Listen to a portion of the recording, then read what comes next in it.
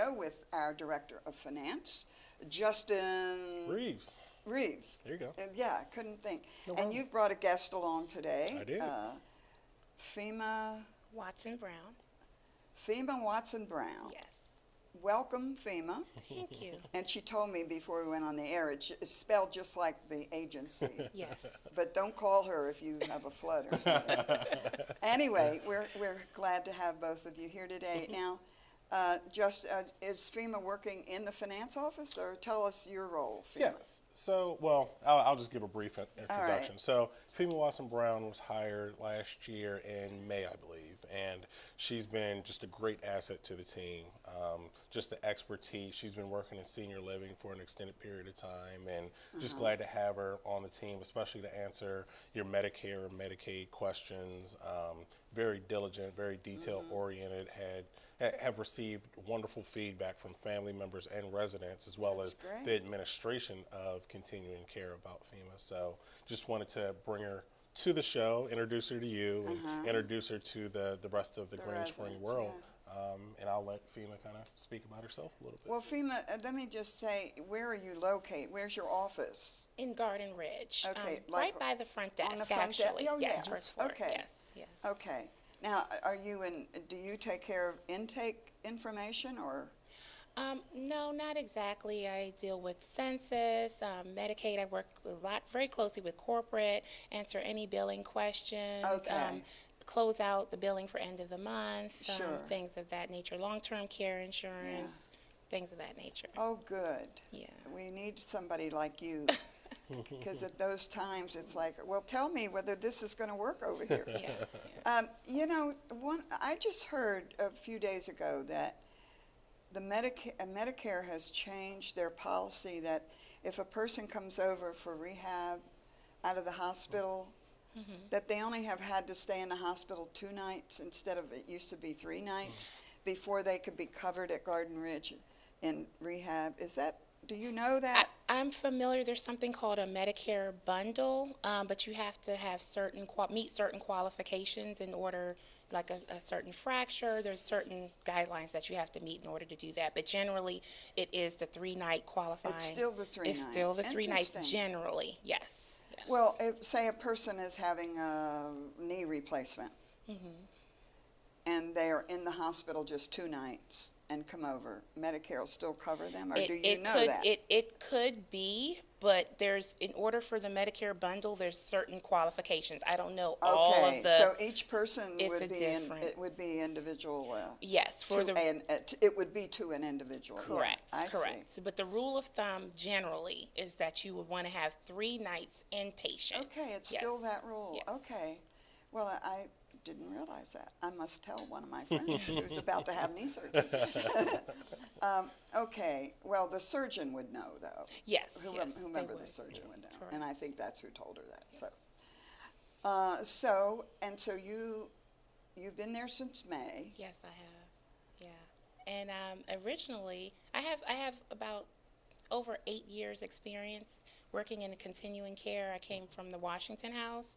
I was there about 6 years, and then I worked at Washington Nursing Facility in D.C., which is generally a Medicaid Okay. population, and I was there for about almost 3 years. Okay. All right. And your title is office manager? Or Business office manager. Business office Yes. manager. So that anybody who's going to be at Garden Ridge, whether for rehab or maybe a spouse or somebody's going over, and you have some questions about Yes. this, you I'm would the be the person. person who could answer those. Yes. You know, and I know the billing issues get to be a problem when persons are, maybe they aren't there the full month, or and then oh my goodness, Yeah, there's an it can get adjustment. very troubling for, I mean, I've just heard it from residents who, their spouse came out, and then there was all this billing issue when the next bill came out. And that's why I'm glad FEMA's there to handle a lot of those questions, and we get a lot of questions from family members, spouses, of course, residents. So all of those questions FEMA will be able to answer. Yes. Is there anything new going on in finance that you could tell us, or? Yeah. So actually, as of today, a new accounting office coordinator started for us, Marcia Ware. The name might sound familiar because she was previously in general services. Oh, She was one of okay. the general services coordinators. So if you open a ticket for any reason, you might have spoken to her before. She's been there for, I want to say a year, a little over a year. At- We were in general in service. general services, and she started with the finance team this morning. Yeah. Okay. So we're happy to have her as well, and look forward to seeing her very soon. Marcia Ware. Okay. And she sits there at the front desk? Correct. When She sits in the When I front walk desk. in to ask a question, she'd be right Or there. get candy. You know what? Your door, though, it's a hindrance to taking I've the heard. candy. Yeah. You know, if the door was sitting open, Mm-hmm. one wouldn't be as intimidated to reach in and take them. We'll work on that. Well, there's a lot of activity right there at your door. Yeah. With the coffee machine and all the residents Yeah. sitting around, so I'm not anticipating you would have the door open. Yeah, we welcome visitors, Yeah. but it might get a little loud, and we have certain conversations that we probably wouldn't want the general Sure, public to hear. sure. So, and you told me before we went on the air, no, you don't have any year-end results of things yet? No, so the year-end results are being prepared. Year-end results for 2015, of course, are being Yeah. prepared and analyzed currently. But again, as we always say, financially stable community. Don't foresee any huge issues or problems or anything, and just preparing for a great 2016. Now, when these projects are being done on the campus, many of which are happening now, do they all run through your office in terms of the payment of the contracts and all that, or do they go to corporate? Or So not necessarily run through our office, but we're very aware of them. Okay. And each year we prepare a capital expenditure budget where we pretty much detail out all of the projects that we anticipate to happen for the year, and we allocate funds to those projects. So once I it's see. starting and ending, we just need to be aware. I And see. again, myself, the project management team, Lynn, Keith, and Ben, we all work very closely together just to keep an eye on these projects and how they're being managed. Right. Yeah. Well, that's good. Yeah. You have, what, 4 people working in there? Correct. We have FEMA Watson Brown, Marcia Ware, Dana Brown, and Greg Zernhelt. Now, Dana worked somewhere else on campus, did she, or did she? Well, for a couple of years ago, I believe her main duty was purchasing manager. Oh, okay. But now she's definitely been in her move-out coordinator position for, I want to say, 5 or 6 years or so.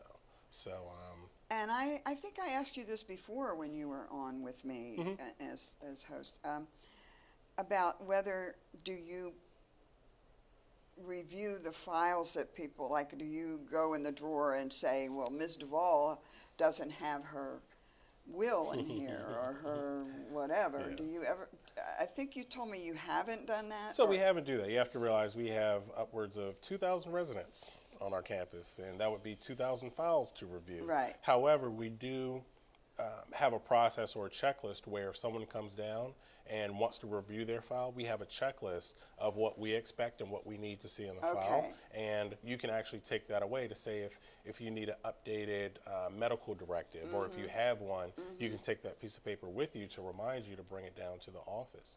Again, Good. that's upon request, but we've had power of attorneys, residents, family members come down, review the file, and find out we didn't have the That's most right, and I mean, updated because it info. happened to me, I went in and realized that I didn't, I thought I had everything done right, and I didn't. Nope. And so I really encourage residents to go over and maybe not all at once. No, not all at once. However, it only takes probably 5 minutes or so, so you're not inundating us with Yeah, with so they time. can look at their file and It's look at quick. your checklist. Yeah. These are the things that ought to be in our file. Correct, that we will need. Correct. Yeah, that's important. Yeah, good question. And we come in, especially those old timers like me, come in, you think you've done it all, and maybe things are different too now. You know, maybe different things are required. Yeah. So as you get documents updated, just remember that we need certain information. If you update a will, if you update a trust or an estate documentation, we need that information so everything is handled smoother as needed When the time, comes. time comes, Yeah. whenever it comes, yeah. Correct. Whether you go out upright or otherwise. So how many clients do you deal with each week or month? What's the census over there? Oh gosh, off the It's top of my high. head, we're pretty full. I mean, Well, I don't know what that number is, though. What is it, 300 or 400, or? around, I want to say around 300 for skilled nursing and assisted living Okay, combined, close to okay. 300. So Yes. you have to realize in the building, it's 286 beds, Okay. just about.